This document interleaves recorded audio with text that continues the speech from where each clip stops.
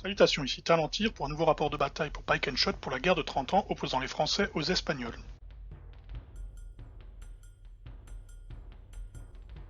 La liste espagnole dirigée par Hervé, alors elle est à 630 points parce qu'il avait un régiment en trop, mais comme ce régiment n'a jamais vu la couleur d'un combat, il n'a pas eu d'incidence sur la partie.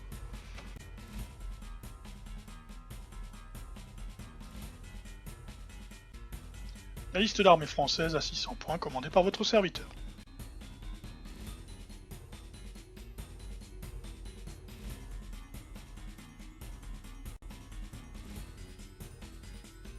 Le déploiement avec les Français en bas et les Espagnols en haut.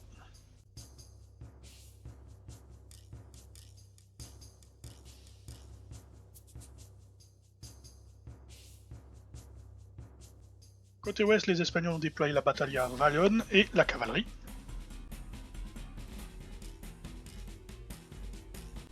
Au centre, l'imposant tercio espagnol soutenu par l'artillerie de siège.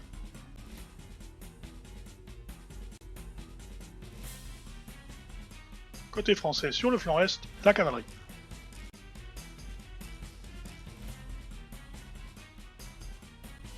Centre droit face au hameau, le régiment La Marine avec en pointe les troupes d'assaut.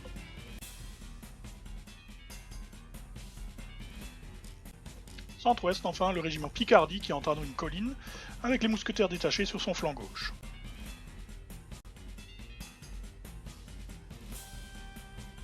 Le premier tour est assez décevant, surtout pour les Espagnols en fait, puisqu'ils ne réussissent quasi aucun ordre en fait. Et donc ça ne bouge pas beaucoup, le tercio notamment reste sur place.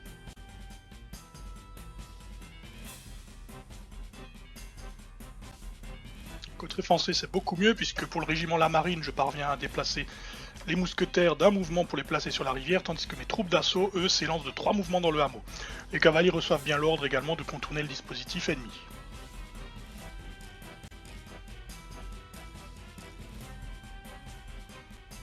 Ils s'avancent donc vers l'avant, mais d'un petit trot seulement, avec un seul mouvement. Après ce flottement initial, Hervé parvient tout de même à déplacer son tercio, mais d'un seul mouvement, il se positionne entre la colline et le hameau. Les Français plus rapides sont bien en place derrière la rivière et jouent ensuite le feu, provoquant les premières pertes dans les rangs espagnols. Mes troupes d'assaut, elles, sont au centre du hameau, prêtes à rentrer dans une maison.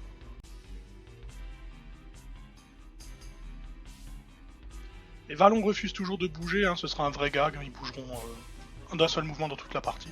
Il semble donc que leurs estafettes soient incapables de relayer les ordres, différence de langage sans doute. Agacés, les cavaliers espagnols, eux, se mettent en route.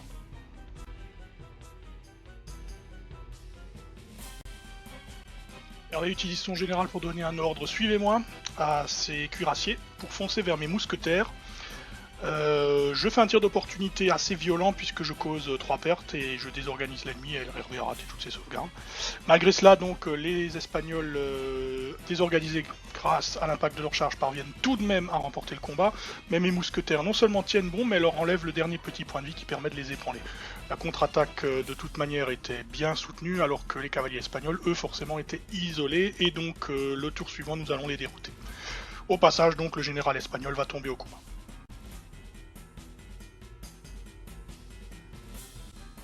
Toujours bien discipliné, ma cavalerie française fait 3 mouvements et contourne complètement la gauche espagnole en se plaçant de part et d'autre de la tour.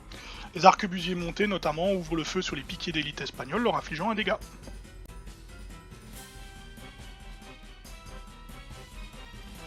Centre, la ligne française toujours bien en place fait feu, désormais l'artillerie est positionnée. Le feu fait son effet alors que l'infanterie espagnole tente cette fois-ci de se tourner face à la menace des cavaliers, ce qui me fait gagner du temps puisque je continue à tirer, mais ne parvient pas à le faire une fois encore assez vite puisque le pauvre Hervé n'arrive pas à réussir ses ordres ou alors toujours sous la plus petite marge.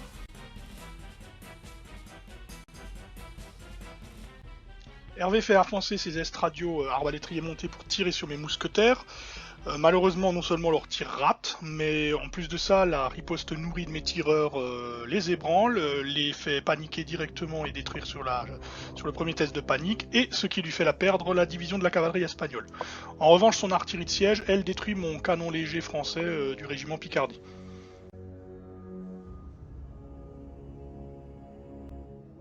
Retranchés dans le bâtiment, les troupes d'assaut, eux, font la vie dure aux Espagnols en continuant de les harceler.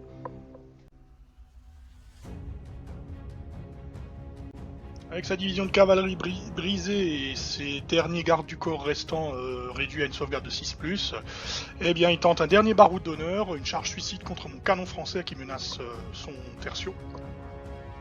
Malgré mes tirs d'opportunité et la mitraille, eh bien les Espagnols parviennent au contact et détruisent la pièce avant de succomber au tir suivant.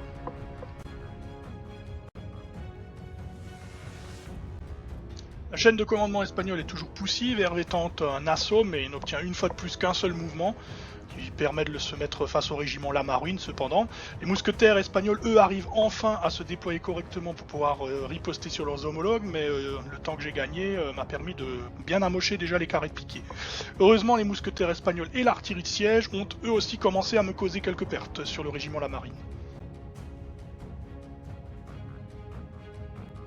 Sans doute énervé de ne pas réussir à obtenir plus d'un mouvement, Hervé tente un suivez-moi avec le régiment de piquet d'élite, il réussit son ordre, et du coup ils obtiennent 3 mouvements qui leur permettent d'accrocher mes arquebusiers à cheval, qui vont manquer leur manœuvre d'évasion, et se font donc accrocher par les piquiers, engagés en mêlée, et taillés en pièces évidemment, puisque cavalerie contre piquier ça ne fait pas bon ménage. Mais alors que les piquiers étaient justement en train de disperser les derniers cavaliers, mes troupes d'assaut sortent de leur maison, se place derrière eux et leur tire dans le dos. Je parviens à ébranler le pack, qui avait déjà subi pas mal dû à mes tirs et également à quelques pertes de mes arquebusiers montés. Du coup, il fait un test de panique et il se bat en retraite.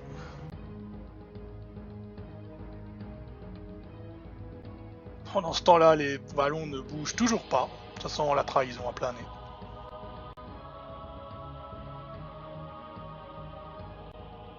Après avoir encore encaissé une phase de tir, le second carré de piquier charge les mousquetaires français, qui réussissent leur test et qui forment le hérisson avec les piquiers, mais Hervé n'en a cure, il continue sa charge et il engage le hérisson.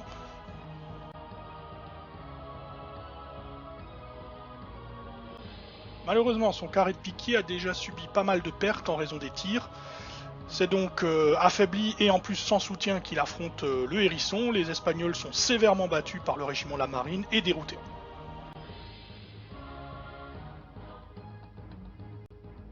Le régiment de Picardie lance lui aussi une attaque contre les mousquetaires du Terçat qui sont sur la colline. Ces derniers sont battus mais parviennent à se replier.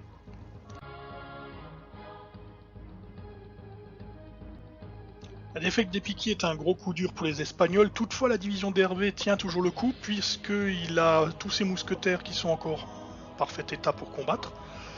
Et en plus ces Espagnols ont vendu chèrement leur peau puisqu'ils ont pu ébranler les unités du hérisson dans l'affaire et que ces mousquetaires espagnols ont également ébranlé une autre unité de mousquetaires français. Le régiment Lamarine est donc victorieux mais brisé en raison des pertes.